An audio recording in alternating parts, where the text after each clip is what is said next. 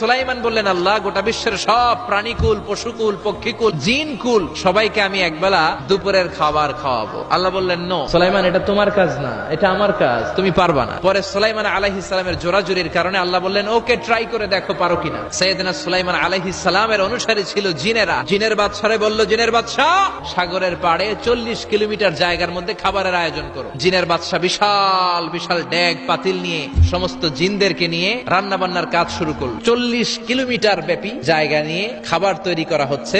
সব যখন রান্না শেষ, চলে এলো সেই মহেন্দ্রক্ষণ। ইন দ্য মিন টাইম সাগরের ভেতর থেকে এক বিশাল আকৃতির তিমি মাছ হা করে ডেকে বলল, সুলাইমান, খাবার দাও। উনি ঘোষণা দিলেন, যাও, এটারে খাবার দাও। তিমি মাছ বিশাল বড় হা করে বসে আছে সাগরে। জিনের বাদশা খাবার দিতে লাগলো। 1 কিলোমিটার শেষ, 5 কিলোমিটার শেষ, 10 কিলোমিটার শেষ, 40 কিলোমিটার শেষ। এখনো তিমি মাছের মুখ হা করা আছে না নাই? সাইয়েদনা সুলাইমান সিজদায় পড়ে গেলেন, আল্লাহর ডেকে বললেন, মাবুদ রে, আমি বুঝতে পারি না, আসলে রিজিক দেওয়ার মালিক আমরা না, গোটা বিশ্বের সবাইকে খাওয়ানোর ক্ষমতা আমার নাই, রিজিকের মালিক একজন, তিনি কে?